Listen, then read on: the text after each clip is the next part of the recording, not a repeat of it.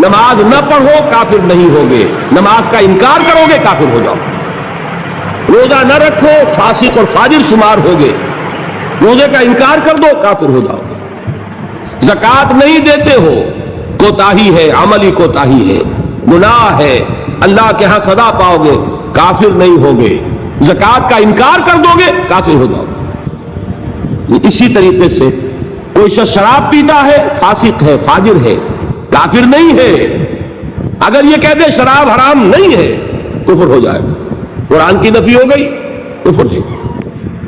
کوئی شخص بدکاری کر بیٹھا ہے، کافر نہیں ہوا، گناہ گار ہوا، اگر اس کے خلاف سزا، اگر مقدمہ ثابت ہو جاتا سنسار کر دیجئے، حضور نے سنسار کیا، مرد کو بھی کیا عورت کو بھی کیا، لیکن یہ کہ انہیں کافر نہیں کہا، بلکہ جنہیں سنسار کیا گیا تھا ان کے خلاف کسی نے اگر یہ جملہ بھی کہہ دیا کہ کتنا بے حیا مرد تھا یا کتنی بے حیا عورت تھی، تو حضور نے ڈانٹا، اس نے وہ توبہ کی ہے کہ اگر تمام مدینے والوں پر تقسیم کر دی جائے تو سب کی نجات کے لیے کافی ہو جائے، حالانکہ مدینے میں منافقین بھی بھرے ہوئے تھے۔ حضور نے فرمایا اتنی بڑی توبہ کی اس اللہ کی بندی نے، خطا ہو گئی، جذبات کے رو میں آ کر کوئی کیا نہیں کر بیٹھتا، لیکن آپ ذرا غور کیجئے، اس اللہ کی بندی کا تصور کیجئے جو خود چل کر آتی ہے، حضور مجھ سے وہ خطا ہو گئی ہے جس کی سزا رجم ہے، آپ مجھے پاک کر دیجئے، میں اللہ کے ہاں نہیں جانا چاہتی، مجھے آپ کو سزا دے کر اس دنیا میں پاک کر۔ حضور نے اپنا رخ پھیر لیا، وہ پھر آئی، حضور نے پوچھا دماغ خراب تو نہیں ہے؟ نہیں حضور مجھ سے وہ خطا ہو گئی۔ اب مجبور ہو کر آپ پوچھتے ہیں حمل تو نہیں رہ گیا؟ یہ حضور رہ گیا۔ تو پھر اس ننھی جان کا کیا قصور ہے؟ جرم تمہارا ہے، اس کا کوئی جرم نہیں، جاؤ وضع حمل کے بعد آنا۔ وہ اللہ کی بندی وضع حمل کے بعد پھر حاضر، حضور پیدائش ہو چکی ہے، اب مجھے پاک کر۔ ذرا تصور کیجئے، جس کو کہا جاتا ہے وحشیانہ سزا، اور واقعہ یہ کہ اس سے زیادہ سخت موت کا آپ تصور نہیں کر سکتے۔ یہ کوئی الیکٹرک چیئر والی موت نہیں ہے، ایک کرنٹ گیا اور ختم ہوئے، یہ پھانسی کی موت نہیں ہے کہ ایک جھٹکا اس کے بعد انسان کو کچھ پتہ نہیں، یہ آپ کو نظر آ رہا ہے کہ جسم جو ہے پھڑپھڑا رہا ہے، تڑپ رہا ہے، اس کو کچھ پتہ نہیں۔ یہ موت کے پتھراؤ ہو رہا ہو اور ایک ایک پتھر جو ہے جسم کے اندر گھاؤ ڈال رہا ہو اور خون کے فوارے چھوٹ رہے ہو اور جان اس طرح نکل رہی ہو، لیکن وہ اللہ کی بندی خود پیش کر رہی ہے اپنے آپ وضع حمل کے بعد حاضر۔ حضور نے فرمایا ابھی تو اس بچے کی زندگی کا دار و مدار تم پر ہے، جاؤ ابھی دودھ پلاؤ۔ پھر آتی ہے، بچے کے ہاتھ میں ٹکڑا ہے روٹی کا، کھا رہا ہے۔ حضور دیکھیے اب یہ روٹی کھانے لگا ہے، اب مجھے پاک کر دو۔ اب مجبوراً حضور سزا کا حکم دیتے ہیں، جاؤ اس کو رجم کر دو۔ جب رجم کیا جا رہا تھا کسی شخص کی زبان سے نکل گیا کتنی بے حیا عورت تھی، اس پر ڈانٹ پلائی ہے حضور نے صلی اللہ علیہ وسلم۔ اللہ کی اس بندی نے وہ توبہ کی ہے کہ اگر تمام مدینے کے لوگوں پر تقسیم کر دی جائے تو سب کی نجات کا ذریعہ بنتا ہے، لیکن جرم جرم ہے، سزا ملے گی، البتہ کفر نہیں ہے۔ تو جرم اور کفر، گناہ اور کفر، یہ دو علیحدہ چیزیں، مغالطہ ہو گئے۔ دنیا میں کسی کا مسلمان سمجھا جانا اس کے عمل پر دار و مدار نہیں ہے، بلکہ اس کے اقرار پر ہے، اقرار باللسان۔ دوسری انتہا پہ ہم پہنچ گئے ہوئے ہیں کہ جو کچھ بھی کرے، اور صرف قانونی اگر اسلام ہے، صرف وراثتاً منتقل ہو گیا ہے، اس کی کوئی حقیقت دل میں ہے ہی نہیں، لیکن کلمہ گو ہے، تو بھائی کلمہ گو تو منافق بھی تھے، کیا کلمہ نہیں پڑھتے تھے؟ کیا عبداللہ ابن ابی کلمہ نہیں پڑھتا تھا؟ اصل شے ہے تصدیق بالقلب۔ حقیقی مومن اللہ کے ہاں قرار پانا وہ کلمہ گوئی پر نہیں ہے، وہ تصدیق بالقلب پر ہے، اور تصدیق بالقلب ادنیٰ درجے میں بھی ہوگی تو اس کا کوئی نہ کوئی اثر عمل میں ظاہر ہوگا۔ یہ ایمان اور عمل صالح کا وہ تعلق ہے جس پر کہ انشاءاللہ کل بحث ہونی ہے۔ میں نے عرض کیا تھا 2 ابواب کل زیر بحث آئیں گے، ایمان کا عمل سے کیا تعلق ہے اور ایمان کا جہاد کے ساتھ کیا رشتہ ہے، یہ کل اور پرسوں جو ہے یہ 2 مباحث آئیں گے۔ اب میں ان کو یہاں چھوڑتے ہوئے آگے آخری بحث شروع کر رہا ہوں، ایمان اور امن۔ ایمان کا اصل حاصل دیکھیے، جہاں سے ہم چلے تھے وہاں پہنچ گئے۔ ایمان کا مادہ کیا ہے؟ امن۔ نفس کہاں سے بنا؟ امن سے۔ امن کسے کہتے ہیں؟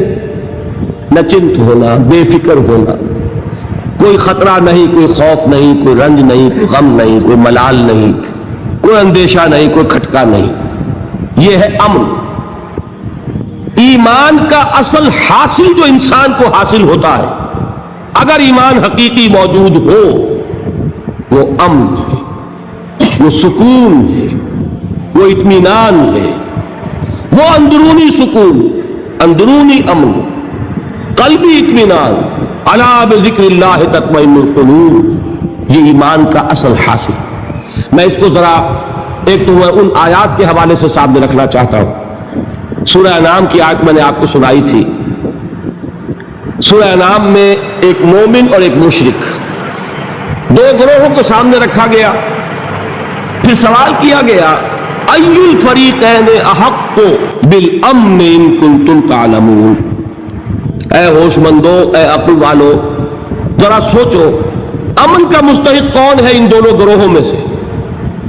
ایک اللہ کا ماننے والا، توحید کا ماننے والا، آخرت کا ماننے والا، رسالت کا ماننے والا، ایک مشرک ہے، منکر ہے، کافر ہے، ملحد ہے۔ امن کسے حاصل ہوگا؟ سوال کیا گیا اور اب جواب خود دیا گیا، الذین آمنوا ولم یلبسوا ایمانہم بظلم اولئک لہم الامن وہم مہتدون۔ وہ لوگ جو ایمان لائے اور اپنے اس ایمان میں شرک کی آمیزش نہ کریں۔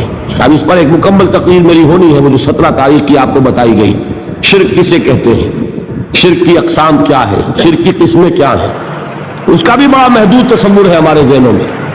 بہرحال اس پورے تصور کو اس وقت اپنے ذہن میں فرض کر کے جو شخص شرک سے بچ جائے اور ایمان رکھتا ہو، وہ ہے امن کا حقدار، وَهُمُ الْمُهْتَدُونَ، اور وہ ہے ہدایت یافتہ، ہدایت پانے والے۔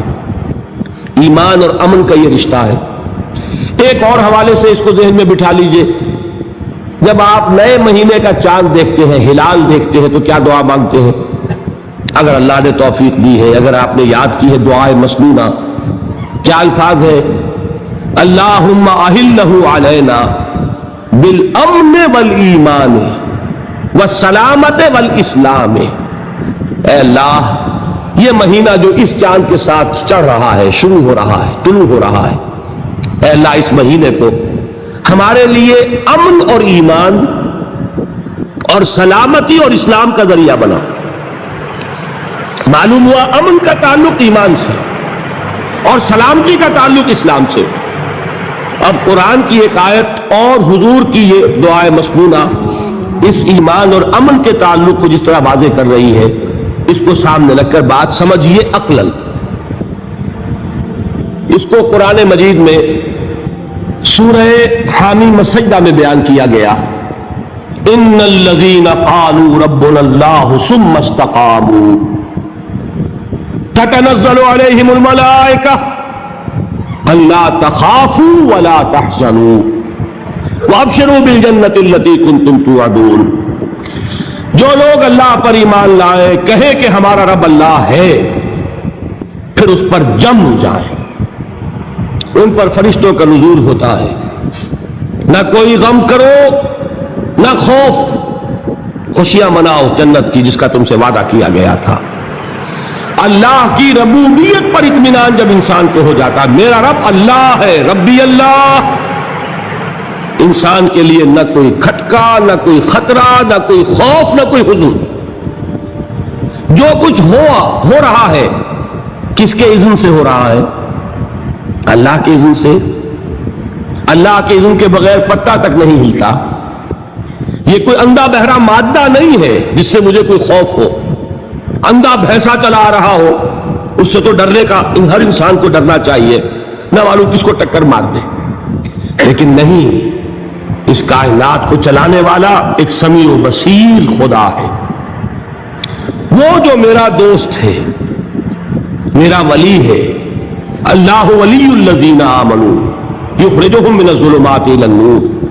اللہ اہل ایمان کا ولی ہے، ساتھی ہے، پشت پناہ ہے، مددگار ہے، حمایتی ہے. بتائیے جسے یقین ہو جائے کہ اللہ میرا مددگار، اللہ میرا محافظ، اللہ میرا پشت پناہ، اللہ میرا حمایتی، اس کے لیے کوئی خوف ہوگا؟ اس سے کوئی ڈر ہوگا؟ میں مثال دیا کرتا ہوں ایک بہت سادہ، پنجاب کے دیہات کی. تو بڑا چودھری ہے اور کوئی غریب کسان ہے. اس غریب کسان کے جانوروں کو ہر وقت اندیشہ ہوگا چوری کا. کوئی میری بھینس کھول کر نہ لے جائے، کوئی میرا بیل کھول کر نہ لے جائے. لیکن جس کے بارے میں یہ سب کو معلوم ہو کہ وہ جو بڑا چودھری ہے وہ اس کا دوست ہے، اس کی بچیا کو کوئی خوف ہوگا؟ اس کی بھینس پر کوئی ہاتھ ڈالے گا؟ اسے کوئی اندیشہ ہوگا؟ نہیں. کیوں؟ کہ وہ بڑا چودھری، بڑا اس کا یہاں کا سردار، جاگیردار، سب کو معلوم ہے وہ میرا دوست ہے، کوئی میرے خلاف اقدام نہیں کر سکتا. اس دنیا میں یہ چھوٹی سی بات اگر آپ کے دلی اطمینان اور سکون کا باعث بن سکتی ہے تو ذرا تصور کیجئے. میں لفظ تصور استعمال کروں گا صرف اس لیے کہ اس کا ہم جس کو کہتے ہیں ادراک اور شعور کر نہیں سکتے، اگر کے ساتھ کر سکتے. اگر یقین ہو کہ اللہ میرا مددگار اور یقین ہو کہ اللہ ہر آن میرے ساتھ ہے، پھر کوئی خوف؟ کس کا خوف؟ کوئی شے اللہ سے بالا تر ہے؟ کوئی قوت اس سے زیادہ طاقتور ہے؟ کوئی اس کے ارادے کو بدلنے والا ہے؟ کوئی اس کی مشیت کے آڑے آنے والا ہے؟ یہی بات ہے جو حضور نے فرمائی. یہ ایمان کا حاصل ہے لب لباب کہ دیکھو اچھی طرح اس بات کو ذہن نشین کر لو. اگر تمام انسان مل کر تمہیں کوئی نقصان پہنچانا چاہے نہیں پہنچا سکتے، مگر جو کچھ اللہ نے لکھ دیا. اور تمام انسان مل کر تمہیں کوئی نفع پہنچانا چاہے نہیں پہنچا سکتے، مگر وہ شے جو اللہ نے طے کر دی. آپ پھر میں کہوں گا ذرا طاری کیجئے، اسے فرض کیجئے، اسے سوچئے. اگر اس حدیث پر ہمارا دل ٹھکا ہوا ہو تو کسی سے ڈر ہوگا؟ یہ مجھے نقصان نہ پہنچا دے، یہ میری رپورٹ خراب نہ کر دے، یہ میری انکریمنٹ نہ رکوا دے، یہ میرا یہ نہ بگاڑ دے، یہ میرے یہ نقصان نہ پہنچا دے. اس کا ڈر، اس کا ڈر، اس کا خوف، اس کی خوشامد، اس کے لیے جا کر طرح طرح سے اپنی عزت نفس کو ذلیل کروانا اس کے سامنے. یہ سب کچھ کیوں کرتا ہے انسان؟ جب سمجھتا ہے کہ اس کے ہاتھ میں میرا کوئی نفع ہے، اس کے ہاتھ میں میرے لیے کوئی ضرر ہے، یہ مجھے کوئی غضب پہنچا سکتا ہے، یہ مجھے کوئی نقصان پہنچا سکتا ہے، یہ میرا کوئی کام بنا سکتا ہے، یہ میری کوئی ضرورت پوری کر سکتا ہے. اسی کا نام شرک ہے. جہاں آپ نے یہ سمجھا کہ غیر اللہ کے اندر کوئی طاقت موجود ہے، وہی شرک ہے. بتوں سے تجھ کو امید ہے، خدا سے نو امیدی، مجھے بتا تو صحیح اور کافری کیا ہے. شرک تو یہ ہے. جس پر بھی تمہیں یہ خیال ہے، کلمہ ہے یہ کلمہ سوم، لا حول ولا قوت الا باللہ. ذرا اس پر دل کو کبھی اگر آپ تصور کریں، پھر فرض کریں، دل ٹھک جائے اس پر، کوئی طاقت نہیں. یہی بات تھی جو شیخ عبد القادر جیلانی رحمۃ اللہ علیہ نے اپنی وصیت میں اپنے بچے سے کہی. 11ویں دینے والے ہیں، لیکن حضرت شیخ عبد القادر جیلانی کی وصیت اور تعلیمات کو کتنے لوگ ہیں جانتے ہو؟ یہ جن مقامات تک پہنچے ہیں وہ کس چیز کی بدولت پہنچے؟ انہوں نے جو پیغام دیا وہ کیا تھا؟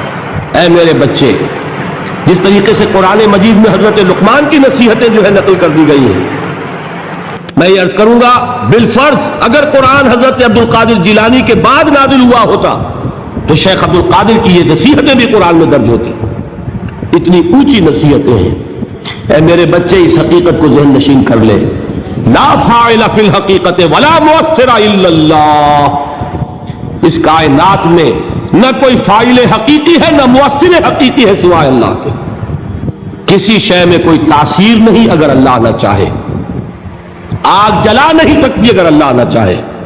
پانی ڈبو نہیں سکتا اگر اللہ نہ چاہے. زہر ہلاک نہیں کر سکتا اگر اللہ نہ چاہے، کوئی چیز فائدہ نہیں پہنچا سکتی اگر اللہ نہ چاہے، تو در در پہ کیوں سر جھکاتے ہو، در در پر کیوں جبیں سائی کرتے ہو، سب کے سامنے کیوں ہاتھ پھیلاتے ہو؟ ایک اللہ سے مانگو، ایک اللہ کے سامنے جبین پر اپنی جبین رکھو۔ لا فاعل فی الحقیقت ولا مؤثر الا اللہ۔ نظر آتا ہے ہمیں کہ پانی پیاس بجھا دیتا ہے، پیاس بجھانے کی صلاحیت پانی میں نہیں ہے، اللہ کے اذن سے۔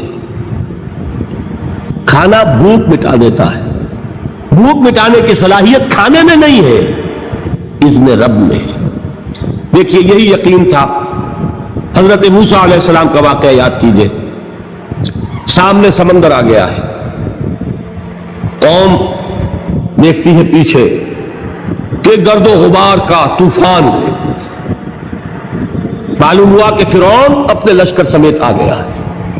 لشکر جب چلتا تھا تیز رفتاری کے ساتھ تو گرد و غبار کا جو طوفان اٹھتا تھا اس کا تصور کیجیے، اور لمحہ بلمحہ وہ قریب آ رہا ہے۔ پوری قوم نے کیا کہا ہے؟ اے موسیٰ انا لمدرکون، اے موسیٰ ہم کو پکڑے گئے۔ قرآن مجید میں تو یہاں وہ باتیں نہیں لکھی ہے، لیکن تورات میں یہ درج ہے کہ بنی اسرائیل جھگڑنے لگے، دست و گریبان ہو گئے موسیٰ کے ساتھ۔ موسیٰ ہمیں یہاں پر وایا لا کر، اس سے تو ہم ہی بہتر تھے، وہاں کھانے کو ملتا تھا، زندگی تو تھی، بیگار ہم کر رہے تھے، موت تو نہیں تھی۔ اب جو کچھ ہوگا اس کا تصور کرو، جس طریقے سے ہمارے ٹکڑے اڑائے جائیں گے۔ تو لڑ رہے ہیں حضرت موسیٰ علیہ السلام سے، یہ تورات کی تفصیل ہے۔ قرآن میں صرف اتنا آیا ہے، پریشان ہو کر انہوں نے کہا انا لمدرکون، موسیٰ ہم تو پکڑے گئے۔ اس وقت موسیٰ کا جواب کیا ہے؟ کلا ان معی ربی سیہدین، نہیں، میرے ساتھ میرا رب ہے، وہ راستہ دے گا۔ بتائیے کہاں راستہ نظر آ رہا ہے؟ یہ ہے ایمان بالغیب۔ راستہ نظر نہ آئے تب اللہ پر یقین ایمان ہے، جیب میں پیسے ہو تب دل کو اطمینان ہے، تو ایمان کس پر ہوا؟ پیسے پر، اللہ پر نہیں۔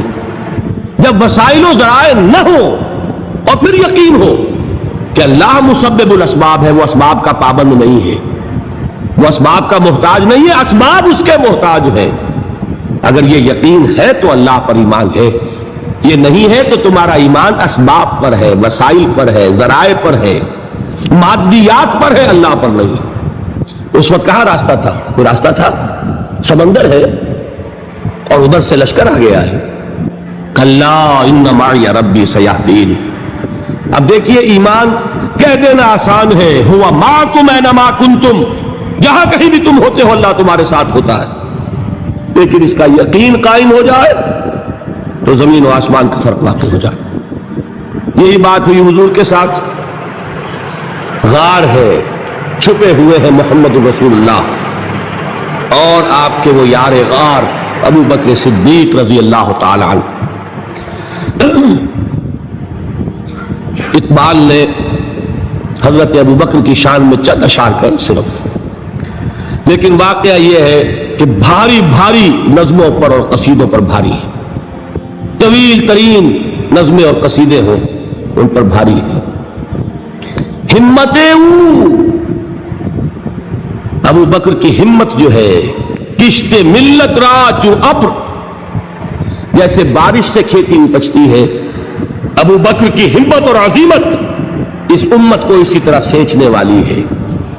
ثانیے اسلام و غار و بدر و قبر، وہ دوسرے تھے اسلام میں، دوسرے پہلے کون تھے؟ انا اول المومنین، حضور کی بات ہے، سب سے پہلا ایمان لانے والا میں، دوسرے ابو بکر۔ ویسے ہمارے ہاں یہ چلتا ہے اختلاف، حضرت علی پہلے ہے کہ حضرت ابو بکر پہلے ہے، لیکن اس میں بڑی خوبصورت تطبیق قائم کی ہے علماء نے، اور بہت صحیح ہے۔ چار کے بارے میں فیصلہ ہی مت کرو کہ کون پہلے، ان کی ایک عجیب تقسیم کر دی ہے۔ آزاد مردوں میں، بالغ مردوں میں سب سے پہلے ابو بکر، بچوں میں سب سے پہلے علی، خواتین میں سب سے پہلے خدیجہ، اور غلاموں میں سب سے پہلے زید ابن حارثہ. بڑی پیاری تقسیم ہے، یہ چاروں ہی پہلے ہیں، ہر ایک کے لیے ولیت ہے. اور واقعہ یہ ہے کہ اگر زمانی اعتبار سے تعین ہوگا تو پہلے خدیجۃ الکبریٰ آئیں گی رضی اللہ تعالی عنہ. کسی اور سے بات کرنے کی نوبت بعد میں آ سکتی ہے، پہلے تو اہلیہ محترمہ سے بات ہوئی، آتے ہی پہلی وحی ہوئی ہے. ابھی تبلیغ کا حکم نہیں تھا، کس کو بتایا واقعہ؟ ابھی اپنی نبوت کی تبلیغ کا تو حکم ہی نہیں آیا. واقعہ کس کا ہے؟ وہ خدیجہ کا ہے. جب کہا ہے کہ خشیت علی نفسی، مجھے اپنی جان کا اندیشہ ہے، تو کیا جواب دیا خدیجہ نے رضی اللہ تعالی عنہا؟ وہ صدیقۃ الکبریٰ ہے. صدیقات جو ہے خواتین، ان میں چوٹی پر خدیجۃ الکبریٰ ہے رضی اللہ تعالی عنہا. اور صدیق جو مرد ہیں ان میں صدیق اکبر ہے ابو بکر صدیق رضی اللہ تعالی عنہ. لیکن صدیقات میں چوٹی پر. جب حضور نے فرمایا خشیت علی نفسی، کیا فرمایا؟ کیا عرض کیا؟ کیسے تسلی دی؟ نہیں، اللہ آپ کو ضائع نہیں کرے گا.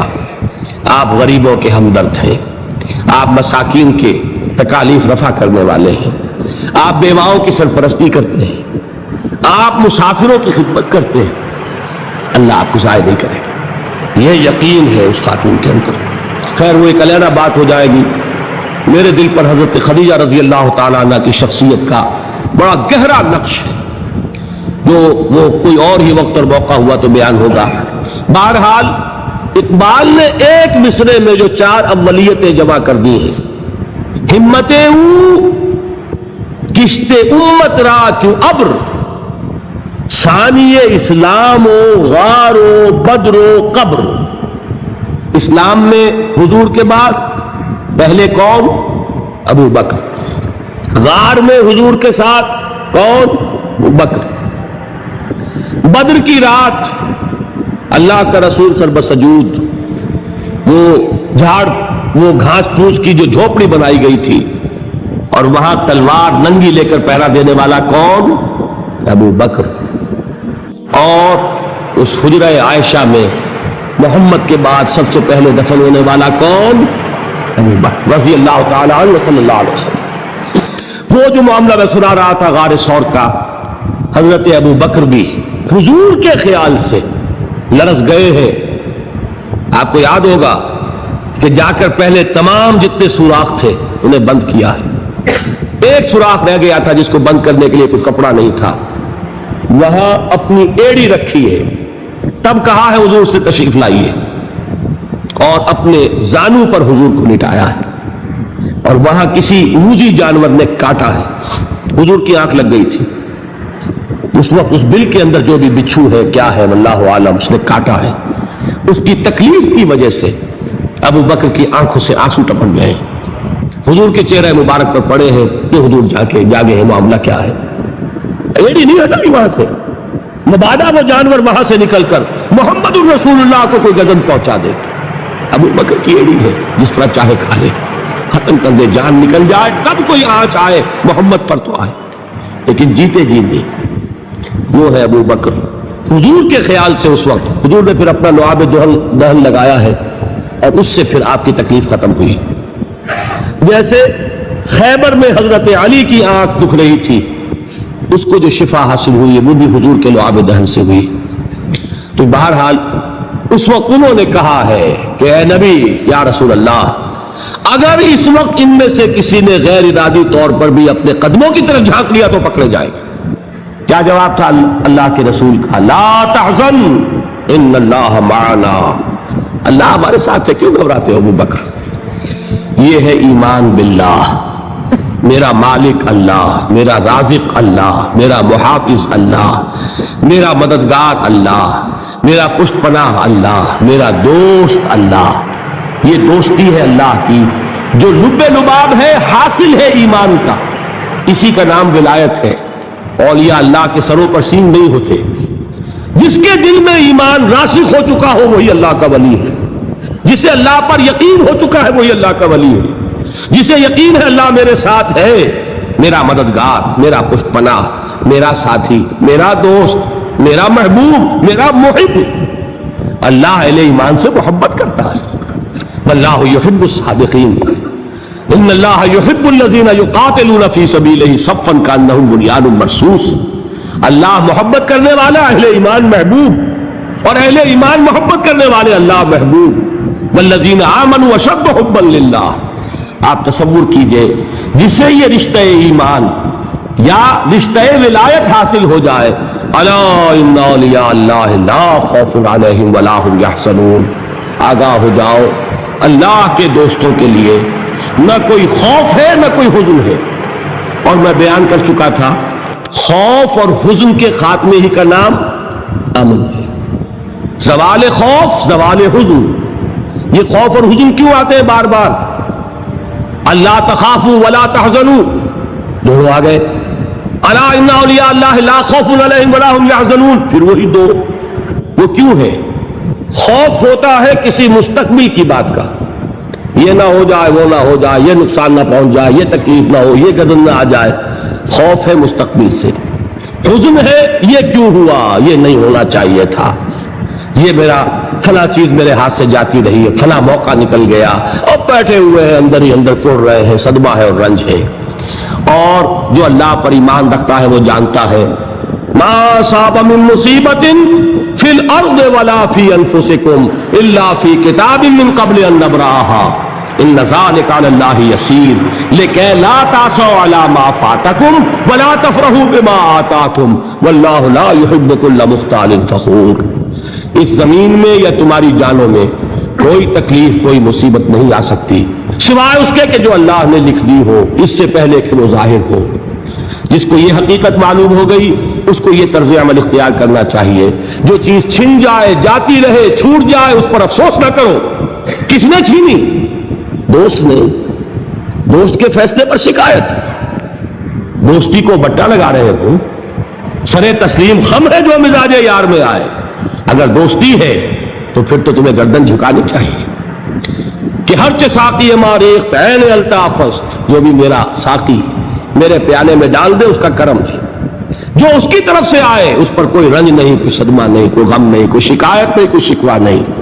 اور جو ہوگا وہ اس کے اذن کے بغیر نہیں ہوگا، اور اس کا اذن ہوگا تو یقیناً میرے لیے خیر ہی خیر ہے، چاہے وہ ناگوار شے ہو، بظاہر مجھے اچھی نہ لگ رہی ہو، میری شارٹ سائٹڈنس میں مجھے وہ نظر آ رہی ہے کہ میرے لیے بری ہے.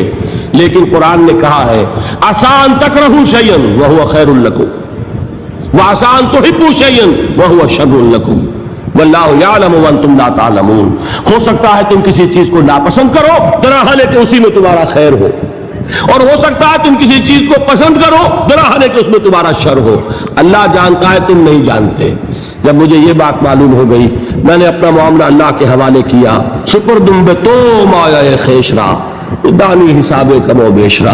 اے رب جو تو چاہتا ہے وہ ہو، تیرے علم میں جو شے میرے لیے خیر ہے وہ ہو جائے. السلام علیکم ورحمۃ اللہ وبرکاتہ. اس طرح کی مزید اچھی ویڈیوز دیکھنے کے لیے ہمارے اس چینل ورلڈ آف فیتھ کو سبسکرائب کریں. آپ کا شکریہ. السلام علیکم ورحمۃ اللہ وبرکاتہ. اس طرح کی مزید انبیٹیبل ویڈیوز دیکھنے کے لیے ہمارے اس چینل ایٹرنل فیتھ کو سبسکرائب کریں. آپ کا شکریہ.